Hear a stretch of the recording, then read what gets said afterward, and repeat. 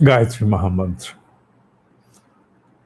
Om Bhurvah Swaha Tatsaviturvarenyam Bhargo Devasya Dhimahi Dhiyo Yonah Prachodayat. An exalted ascetic, Ma Bhakti Prabha Deviji Maharaj. Before I embark upon the introduction of this revered sage, revered ascetic, I must make a mention to a very mystic place that finds its mention in our ancient scriptures by the name Trikut. Trikut is a place in Jharkhand where we have three mountains together, and each one representing Brahma, Vishnu, Mahesh, respectively. And that abode is considered to be very mystic. A large number of Brahma rishis in the ancient times and at all times have always been observed as performing their tapascharya, their penance in that particular region. It is situated around 16 kilometers eastward from the pilgrimage, which is well known in the country by the name Vaidyanath, the abode of Shiva, Jyotirling of Shiva, Vaidyanath. Now, this particular mountain, I would term it as mountain at Trikut. This particular mountain has a very strange beatitude. And that is that even Ravana, in order to please his deity Shiva, he performed a very strict sadhana at this particular place. And when he was performing his sadhana, he also made a submission before Ma Jagadamba, the mother goddess, to bestow this place with some source of water, because there is no source of water, direct source of water, anywhere near around Trikut Parvat. Trikut Parvat means mountain. So, based upon his request, the mother granted a boon to that place that, okay, this place shall always find water.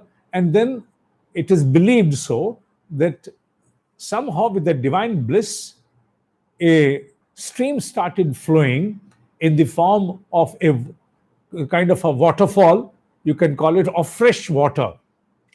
And thereby, most of the fruits and vegetations which could certainly grow there started taking their place, even today. So that those ascetics who are undergoing strict penance for a long period of time, if they have to sustain, they need not go out anywhere. They can sustain upon the fruits and vegetables which are naturally grown on that mountain. Now, having said that, the beatitude of that mountain is also this, that the penance by the ascetics continued even to this modern day, even till this date. And the number of the ascetics performing their own penance for their own inner growth or for a larger cause is not confined to those who are there in their own physical dimension. The number of those who are not in the physical dimension, rather they exist in the subtle dimension, that also is informed to be in a very large number. I haven't been to that place ever, but whatever I gathered about that place from some source and about certain readings on the net available, I can certainly say that the esoteric dimension of that place, the subtle dimension of that place, is highly charged and something which is very conducive for all those existing in the subtle dimension to be there and perform their sadhana for long periods of time. Now, having introduced that place, I have to now make a mention about Thakur Dayanandaji Maharaj, a great exalted sadhu upon whom we had done another program in the previous Sand Satsang series. He was the one who was the first one to observe the vision of the oneness in this entire planet. This world will become one. There will be no dissent, there will be no disputes. People will live in harmony with fraternity to its ultimate, fraternity to ultimate in respects of money, respects of political boundaries, respects of language, beliefs, etc. So there will be oneness. Nothing that can discriminate or create a dissent between people to such an extent that people have to practice promiscuity, narrow mindedness, that will not exist anymore. Because if this planet has to live, if this planet has to stay, then a fraternity of a universal level must come and takes its place. Otherwise, the kind of arsenal which people have gathered on the planet is enough to explode the Mother Earth 300 times. That is what we are informed through several sources, with the kind of nuclear arsenal which has been gathered world over. And one trigger could lead to a catastrophe. Not catastrophe, the planet won't exist. So, if the planet has to exist, the harmony must prevail into the minds of each and every habitant on this planet. Otherwise, the ill-minded people could usurp the rights, could usurp the resources, and could do a blunder beyond measure, which will be irreparable. So, with that kind of a vision in his mind, he wrote down a constitution, how the world is going to become one, and the basis was, of course, the spiritual power. That constitution was furthered and in the written form to various people in India and abroad. Several wise people did study that, but nothing could be done much upon that, because after that we had world wars as well. And Thakur Dayanand was well aware that whatever I have seen as a vision within myself, I have scripted it in the form of a scheme, no doubt. But the manifestation of the scheme will have to go through the physical dimension, which is very arduous and it is time taking. Things are not going to happen just like that. The vision in the mind has come like a flash, but its manifestation in the tangible form is certainly going to travel through a passage of time, and many upheavals have to be crossed before anything could be surfaced. So he also realized that in order to cherish this divine objective, the Brahma objective, requisite energy should also be served. To run any system, whether it is any fiscal system, any political system, or any social change you want, requisite fuel is necessary. Even for the physical motors, we need requisite energy.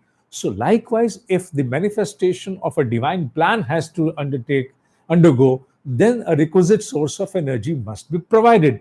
And what is that? The requisite source of energy of tapa, austerity. So, having understood the basic fuel, he started performing austerity in his own individual capacity. He could do so because he himself was an exalted being. He could very well do so. Now, it was the time for him to depart from this material plane. Probably he would continue that in the subtle dimension. Then he furthered the torch to one of his students, his disciple, Rishi Sampadanandji Maharaj. Now, Rishi Sampadanandji Maharaj, he practiced his austerity for 53 years at Tirukut Parvat in a small cave, where Thakur Dayanand also performed his austerities, but he started doing it under the instructions of his master, just obeying and paying obedience to the will of the master. He underwent austerity for 53 years. He remained even silent for continuously for 10 years in a Maun Vrat, and many more, many more. Now, he was supposed to leave this mortal plane in 1987. These people can very well realize the facts beforehand. So, therefore, they make requisite arrangements so that the torch can further even on the physical dimension.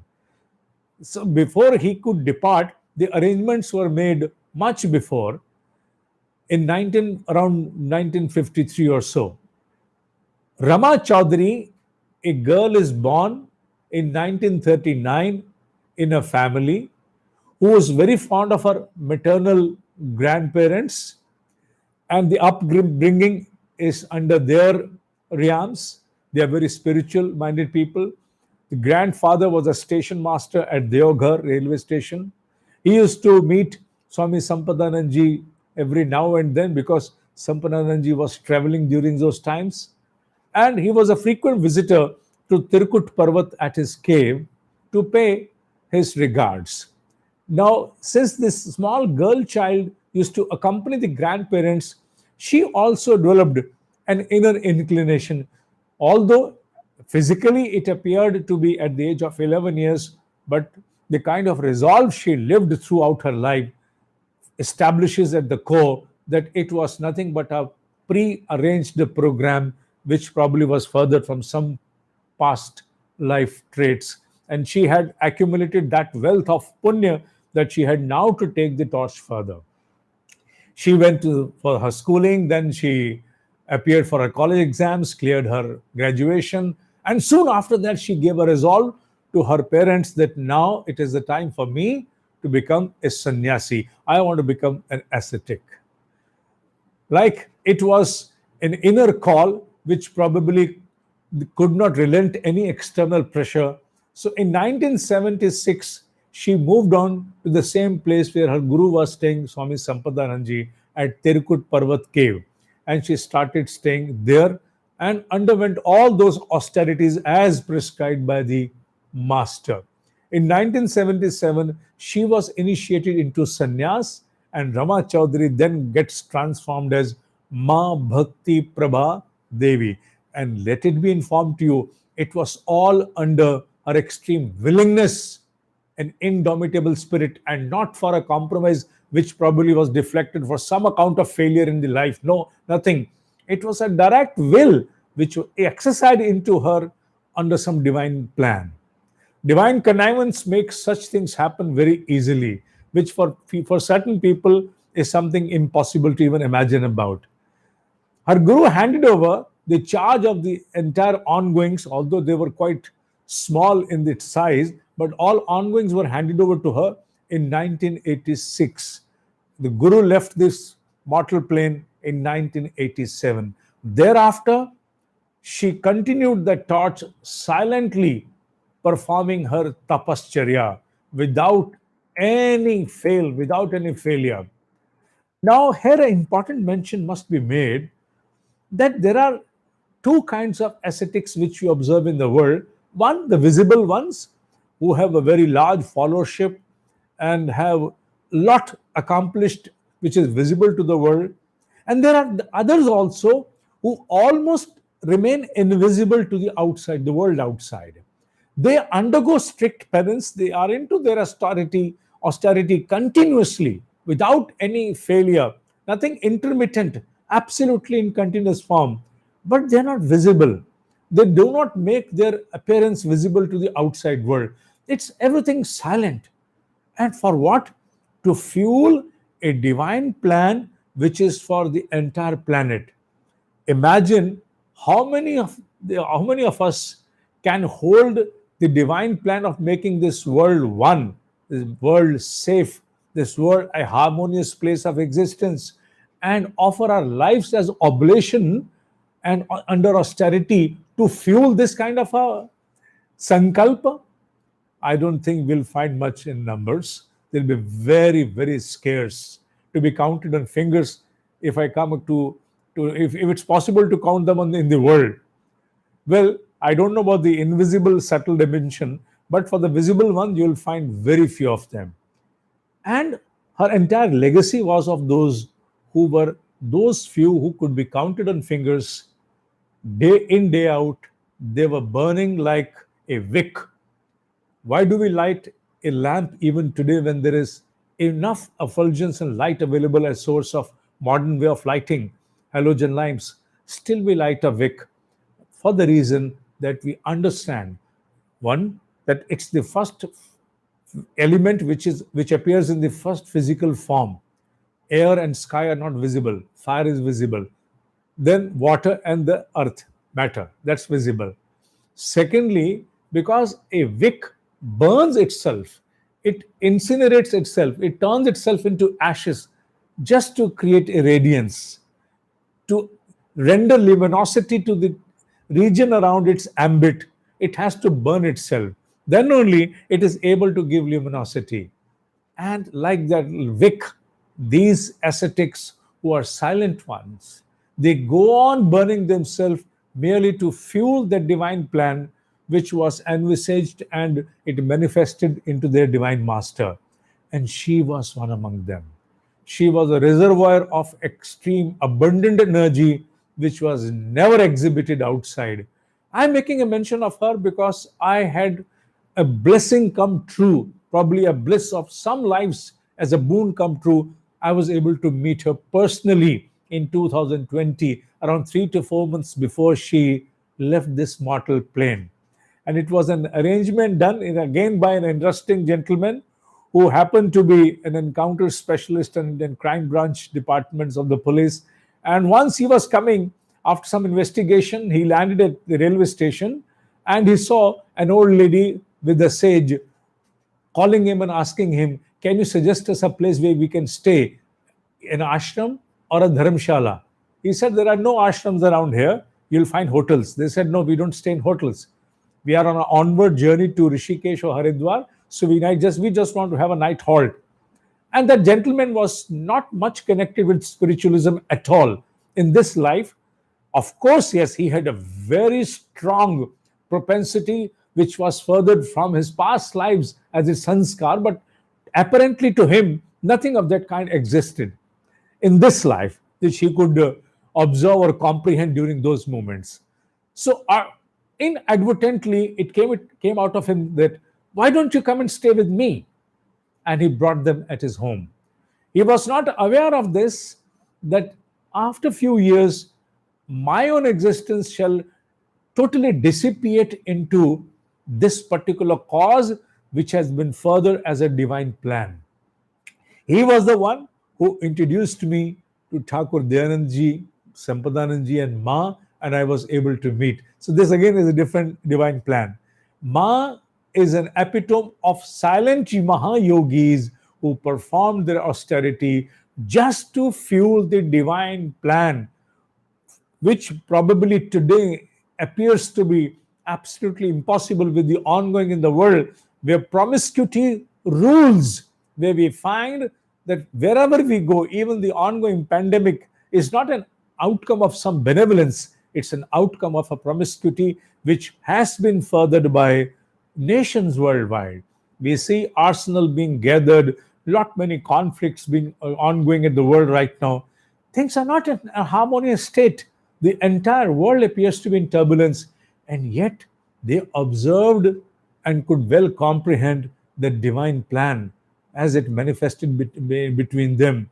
As they say, that in the morning, when there is an alarm by a very small being, a cock gives an alarm, raises alarm, the sun is about to appear.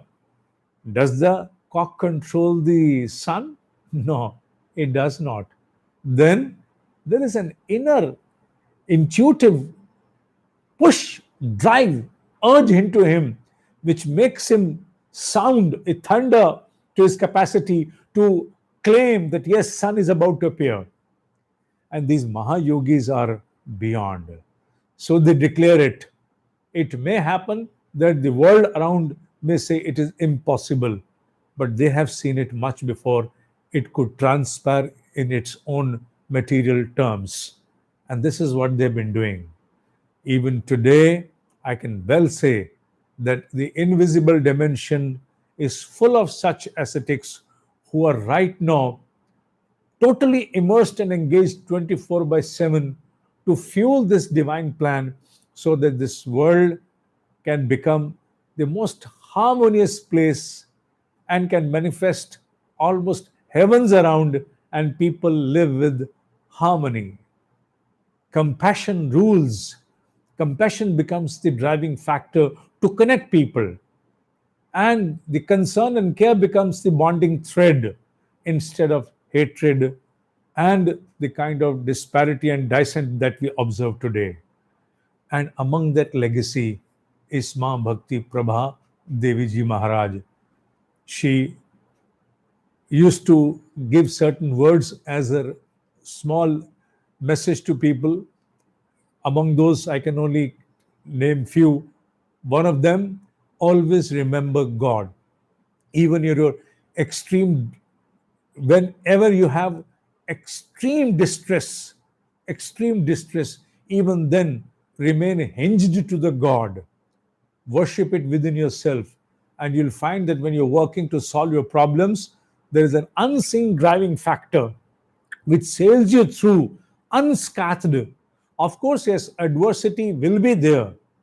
You shall be distressed for a moment, but that inner power, that inner reservoir of divine energy, which you have enabled by hinging yourself, by becoming entangled to that source, will make you sail through unscathed. No harm shall come to you.